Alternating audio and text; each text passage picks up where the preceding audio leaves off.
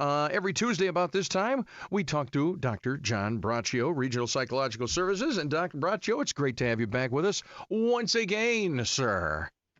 Well, listen, Mike, always a pleasure talking to you. And last week we talked about the ADHD person adult who is not always understood. Well, today we advance that a little bit, and we now talk about how does the spouse survive with a spouse or partner that has ADHD.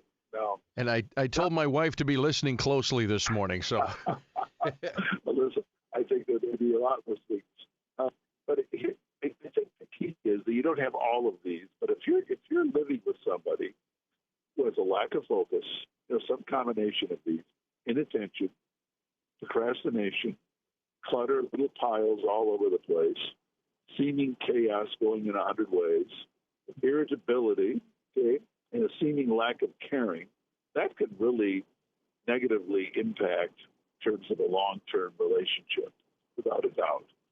And data does show divorces are twice as likely when a spouse or a partner has ADHD. And I think an important thing for the spouse or partner, living with a person with ADHD, is to just realizing common language. The person's just wired differently. There's just a different way of looking at these things. You can go to a play and you just watch the play and you enjoy it. You go home and then you talk to your spouse, and one, they might not remember much about the play, but they'll remember the persons who were walking around. They'll notice if something fell down, meaning they'll notice a lot of things, maybe not the one thing you wanted them to notice, you thought they would notice. So, but if you're going to be living together, each person but together, they really need to each sit down and spell out what are their needs.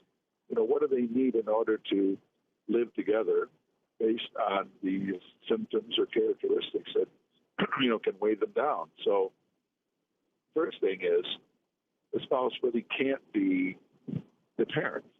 That's not the goal. I mean, the goal is to have an equal or some type of a relationship where each gives and takes, where the person with ADHD. Another important thing is the person needs to give cues at times on things that need to get done and trying to be helpful. It's just in a nice way, but they have to be respected. You can't be reminding someone to do and they're off doing everything else and they get angry at you if you're doing it. So that becomes an important thing in a relationship. And then to realize that there is going to be irritability. This can happen. A person who has ADHD with piles of materials here and there, lack of focus, not getting things done, procrastinating, they can often be irritable. And you have to kind of take that into account. You can't be diminished or demeaned in the process, but that is part of what often happens with a person. Being chronically late, okay? Not getting things done on time. This can be exasperating and really frustrate a person too. So you really have to be looking at that, taking that into account. And the person also can be forgetting agreed upon activities. See, persons find it hard to believe that you could agree that you're going to go for a walk in 2 hours and the person utterly forgets about it, okay? Doing something else, not even doing it purposely. And it becomes important that they really be able to work on things, sit down and say, what can you improve on? What can you do? Can there be some medication that could help, a stimulant or even something, Wellbutrin, something to help the person calm? Is there something can be done, cues, things that you can put on your phone or write down to be helpful? Think, what can you do to improve? Because clearly a lot of people with ADHD, as you mentioned, you get the Bill Gates of the world, you get people that have been really, really successful, Johnny Depp, Simone Biles, Michael Phelps. I mean, these are people that have taken their ADHD, they've used it, become very successful. So, but if you can't work this out, then it does become important to meet with somebody who can really help you. That's an expert in ADHD, because really living with the person with ADHD can really, really be difficult, Mike. And you indicate your wife has a hard time. Do you run into some of these issues? Well, kind of put you on the spot. The thing is, well, no, that's fine. But, here's the thing. I've never been diagnosed. And it's just I fall into a lot of these categories. Like you said, lack of focus. My wife will say to me, she'll go, just hang on, slow down, and let's focus for a second. She'll do that. But I am not untidy. I am a very tidy person. In fact, I feel physically weird if things are out of place. All right? Remember this. Go ahead.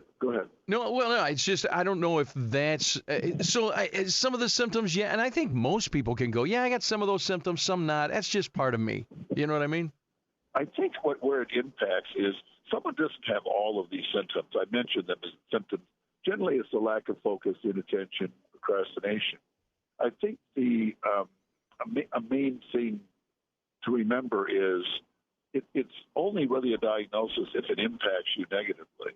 Okay, it has to impact you like in two areas of your life. A lot of people it really doesn't impact. They've learned to compensate, and they tend to even have more energy because when they do focus, they super focus. Okay, so it's really when it starts negatively impacting, like you're not getting things done, you're procrastinating. And OCD, by the way, obsessive compulsive disorder, can fit in there also. Because persons with any diagnosis, we'll take ADHD, there do tend to be a lot with OCD. Anxiety can come just because it can really wear you down. Depression can come because if you're not getting things done and you're getting overwhelmed with life, it can also, make you, lead to depression. But I think the main thing is if you're married or if you have a spouse and they bring you down, it's like when the rate of divorce is twice as high as for the average person. Then I think it is important to take a look, because even if one's not diagnosed, one can tell live somebody who has piles everywhere, or they lack focus. You have to tell them 2-3 times to get something done. They go to the grocery store and they call you on the phone. They say, I don't remember what you asked me to get. Or That's they me. come home and they never got it, okay? Or they got the wrong thing. I said milk, not chocolate milk. Well, what difference does it make? Well, it make a big difference. So these are just Mike, you're laughing, my good lad. I'm just saying you must run into some of these things. Oh, yeah. It's funny. My wife and I, now we just celebrated 23 years, and I love her dearly. And we're thank you. We get along great, but she is so different than me. She will have piles everywhere, and there are rooms in our house I won't walk into because it gets me anxiety as soon as I walk in. I'm like, whoa, come on now. And I'll start tidying things up. I've done that in the past, and then she'll wonder where something is. I'm like, I threw that out. We were using it for like 6 months. She goes, I'm saving that for this. I'm like this neat freak, and we would be a sitcom, Doc. If people have said that, you guys live in like a sitcom.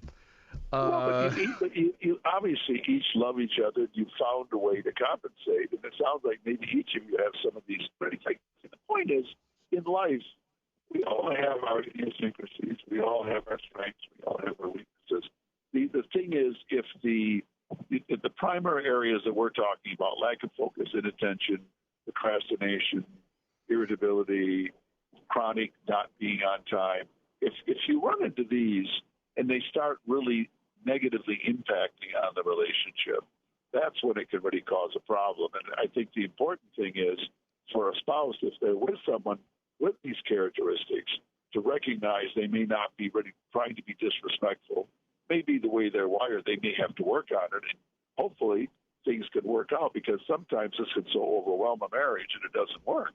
So you don't want to have that happen. So you just want to try to work on things, and as a team, sort out what you can do. Sometimes you do bring in medical staff, you bring in psychological staff, you bring in people that can be helpful to the person. But again, a good share of people with a number of these traits, they survive them and they use them to their strength. Yeah, I always say there's a reason that there was a first Mrs. Austin and now there's a second. But, that's a whole other story, Doc. Dr. John Braccio, we are up on time, Doc. I do appreciate our time together, though. Let's get back together next week. Maybe continue on with this, or I don't know, maybe you'll have a whole other thing. I always look forward to it, though. Dr. John Braccio, we appreciate your time with us this morning. Have a great day, my friend. Good talking to you, buddy. Same to you, my friend. Bye-bye. Oh, I know. All right. 1320 WILS.